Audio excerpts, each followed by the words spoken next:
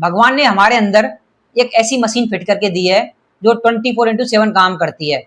अगर वो मशीन काम नहीं करे तो ह्यूमंस मर जाएंगे। तो इस मशीन का नाम है हार्ट। ये हमारे लिए कितनी इंपॉर्टेंट है ये आपको बताता हूं मैं। आपने देखा होगा पानी की मोटर है, एक साइड से पानी खींचती है, दूसरी साइड से पानी को टंकी में पहुंचा देती है।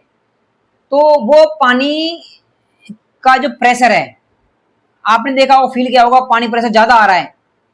जो नली में पानी देखा होगा, नल की जो होती है उसमें पानी का प्रेशर देखा होगा, कभी कभी ज्यादा आता है तो फूल के चलती है, भर के चलता है पाइप, और कम आता है तो आप देखोगे तो कम पिच की मतलब थोड़ा दब के चलता है प्रेशर, पाइप थोड़ा दबा हुआ चलता है। तो आपको लगेगा कि है इसका पानी का प्रेशर कम आ रहा है, उसमें ज्यादा आ रहा है, आप देख के बता दोगे। ऐसे ही हमारे अंदर एक मशीन होती है, वो हार्ट, वो भी ऐसे ही इस सिद्धांत पे काम करती है। पानी जो हार्ट कॉन्ट्रैक्ट होता है और जो आर्टरियों में जाता है ब्लड, तो वहां पे प्रेशर क्रिएट होता है। तो जो मशीन है जो प्रेशर लगाती है, मतलब हार्ट जो फेंकता है ब्लड, उस ब्लड का जो प्रेशर है जो आर्टरियों में पड़ता है उसको बोलते हैं ब्लड प्रेशर। ये प्रेशर को हम नापने के लिए जिस मशीन का यूज करते हैं उसको बोलते हैं स्पिंगोमेनोमीटर। शॉर्ट में समझ लीजिए बीपी मशीन, ब्लड प्रेशर की मशीन। ठीक है, आजकल तो डिजिटल मशीन आ गई हैं जिससे क्या है, ब्लड प्रेशर बटन दबाया, स्टार्ट कर दिया और नाप लिया। इसे नापने के लिए मैं बताता हूं क्या करते हैं।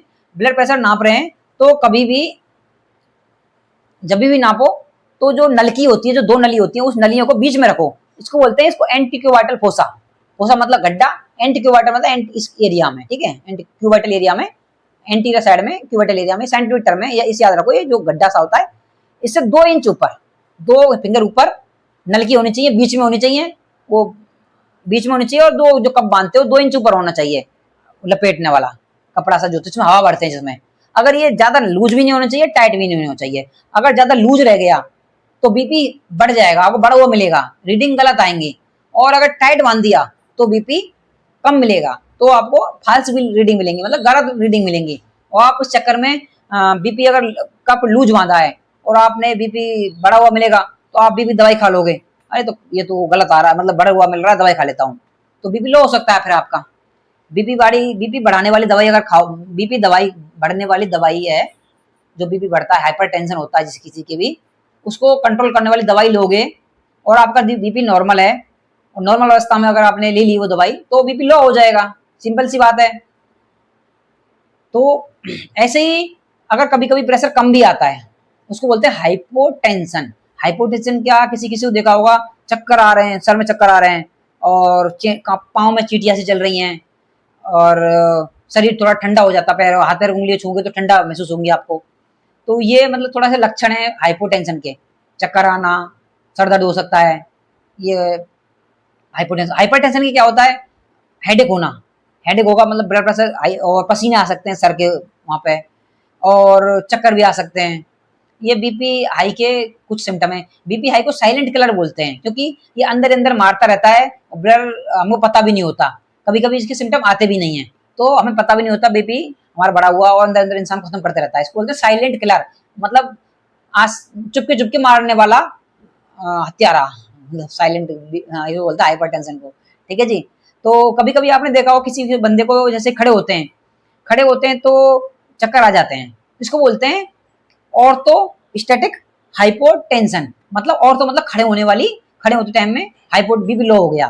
तो ऐसे एकदम से खड़ा नहीं होना चाहिए कभी भी, तो पहले आप लेटे हुए तो पहले बैठो, फिर धीरे धीरे, फिर थोड़ा देर बैठो, फिर उसके बाद में खड़े हो, नहीं तो किसी किसी के चक्कर आ जाते हैं।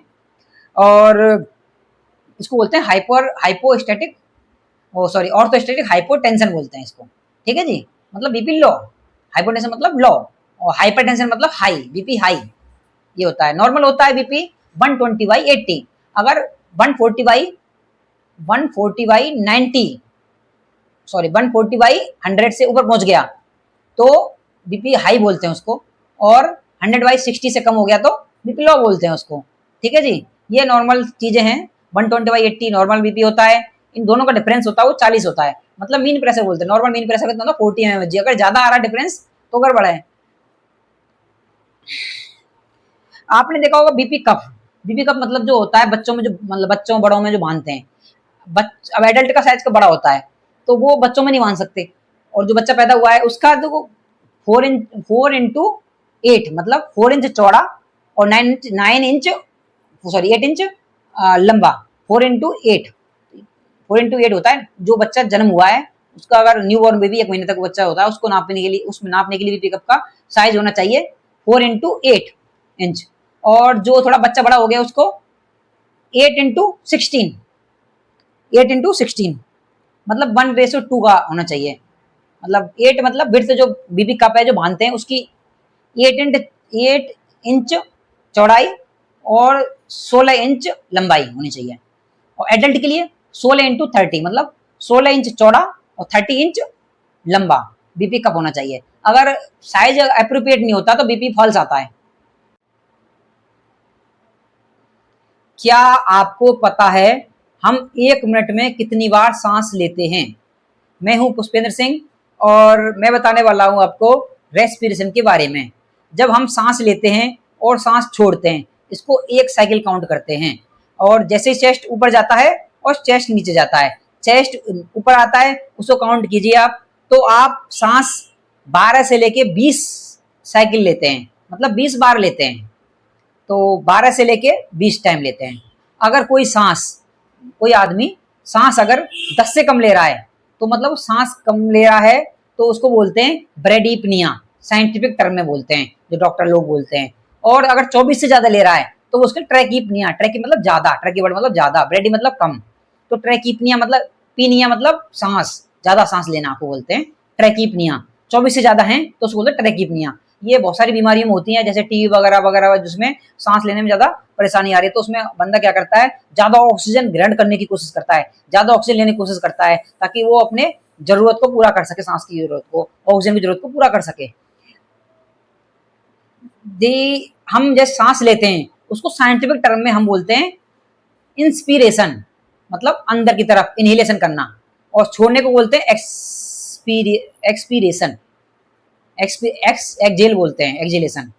तो इसमें इनहेल और एक्सजेल को प्रोसेस को क्या बोलते हैं? रेस्पिरेशन बोलते हैं। सांस लेना और छोड़ना ये एक साइकिल है। इस साइकिल में हम 12 से लेके और 20 टाइम लेते हैं सांस। नॉर्मली एवरेज मान लो 16 टाइम। तो 1 मिनट में लगभग 3-4 सेकंड का साइकिल होता है। एक मिनट में 3-4 सेकंड का साइकिल होता है 1 मिनट में एक सांस का लेना और छोड़ने वाला। तो अब इसमें जैसे कभी आपने देखा होगा कि कोई व्यक्ति जल्दी जल्दी सांस लेता है मतलब उसमें लंग्स बीमारी होती है, उसमें लेता है जल्दी सांस लेता है और थोड़ा गहराई नहीं लेता सांस की।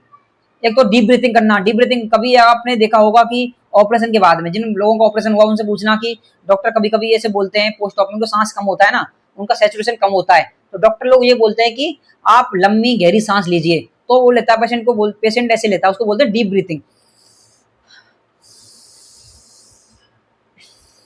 मतलब पूरी सांस लेना और पूरी छोड़ देना, उसको मतलब बोलते हैं डीप ब्रीथिंग। इसमें क्या होता है इसको बोलते हैं हाइपर वेंटिलेशन, ज्यादा वेंटिलेशन, और हाइपो कम सांस लेना, जैसे इसको बोलते हैं हाइपो वेंटिलेशन। इसमें अगर सांस काउंट करो तो ज्यादा मिलेंगी आपको और हाइपर में कम मिलेंगी, साइकिल लंबी हो जाएगी। सांस अंदर पूरी जा रही है, पूरी छूट रही है, सैचुरेशन बढ़ता है। सैचुरेशन बढ़ता है जब हम सांस सैचुरेशन हमारा कम आ रहा है तो। और कभी कभी ऐसे देखा होगा अपन बच्चे जैसे रोते हैं, बच्चे रोते हैं तो क्या होता है कभी कभी सांस लेना भूल जाते हैं।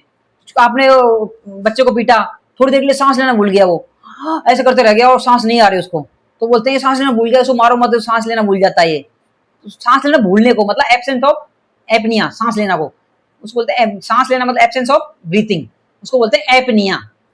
एपनिया वर्ड होते हैं साइंटिफिक टर्म में, आपके जाओगे तो एपनिया वर्ड को बोल देंगे बस, डॉक्टर लोग जो बोलेंगे, ठीक है जी। और यूपनिया, यूपनिया मतलब होता है ईयू, मतलब नॉर्मल, ईयू वर्ड का मतलब नॉर्मल, नॉर्मल एपनिया, नॉर्मल मतलब 12 से लेकर 16 20, 12 से लेकर 20, कहीं कहीं 16 से लेकर 20 बताते हैं कहीं कहीं, लेकिन 12 से 20 नॉर्मल होता है, ठीक है जी। तो ये 12 से 20 है जो ये नॉर्मल बोलते हैं, इसको बोलते हैं यूपनिया। कभी कभी आपने देखा हो किसी की चोट लग गई, एक्सीडेंट हो गया, तो आपने देखा होगा रिब्स टूट गई उसकी, मतलब उसकी जो रिब्स है वो टूट गई हैं।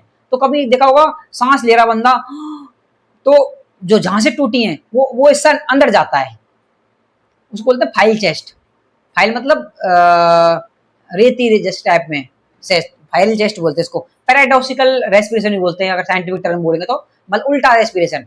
जहाँ आपने देखा होगा सांस लेते हैं आप तो आपकी चेस्ट ऊपर जाती है, और सांस छोड़ते हैं तो चेस्ट नीचे चली जाती है। ऐसा क्यों? देखो, सांस लेते हैं तो जो हमारी जो चेस्ट है, जो मसल्स हैं, जो मसल्स हैं वो क्या करती हैं, जो रिब्स को, पसलियों को ऊपर धकेलती हैं, और डायफ्राम जो होता है एक बीच में थोड़ा, ये जो पेट को और चेस्ट को अलग करने वाली एक मसल्स होती है, वो नीचे जाती है, तो एक स्पेस बन जाता है। स्पेस बन जाता है तो क्या है, हम सांस लेते हैं तो एनवायरमेंटल का जो प्रेशर होता है 720 होता है, तो वहां कम हो जाता है, थोड़ा कम हो जाता है, तो अपने आप ऑटोमेटिकली सांस अंदर पहुंच जाती है। लेकिन मसल्स क्या करती है, मसल्स इतना ही करती हैं, सांस को, पसलियों को ऊपर पहुंचाना, मतलब ऊपर फैलाना, और जो डायफ्राम है, जो मसल्स है, डायफ्राम मसल्स है, उसको नीचे करना, फ्लैट करना, ताकि वो जो वॉल्यूम है उसका बढ़ जाए थोड़ा, तो ऑक्सीजन अपने आप पहुंच जाती है उसकी, मतलब ऑक्सीजन आप अपने आप ले लेते हैं इस चक्कर में। कभी कभी आपने देखा होगा, हम जॉगिंग करके आए तो बंदा बहुत तेज भाग के आता है, सांस लेता है, जोर जोर से हाँफता है उसकी रेस्पिरेशन काउंट करना आप, तो आपको मिलेंगी 24 से ज्यादा मिलेंगी वो।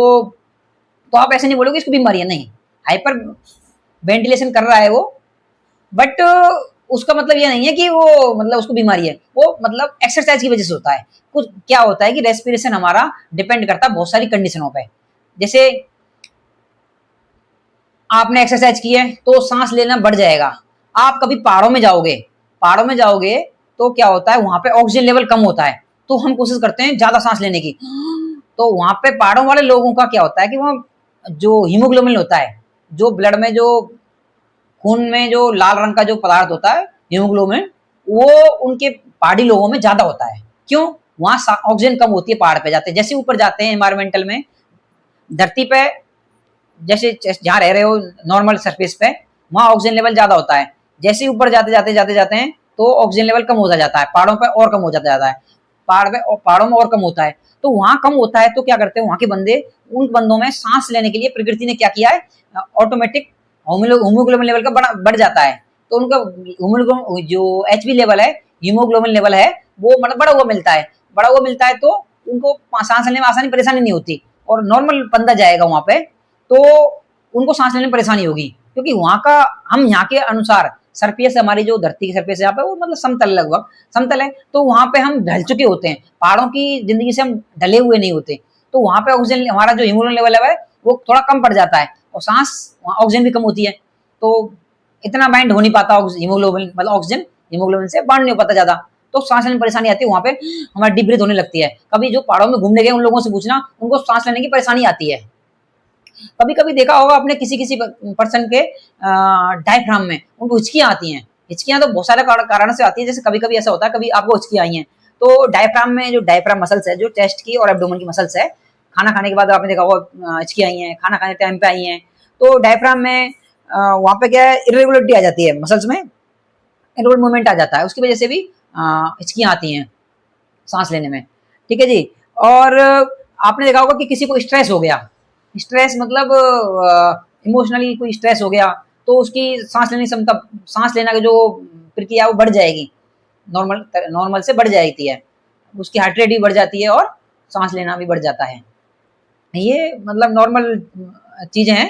तो ऑक्सीजन लेना, रेस्पिरेशन लेना और छोड़ना, ये बहुत सारे कारणों पर निर्भर करता है, मतलब फैक्टर बहुत सारे फैक्टर हैं जो अफेक्ट करते हैं।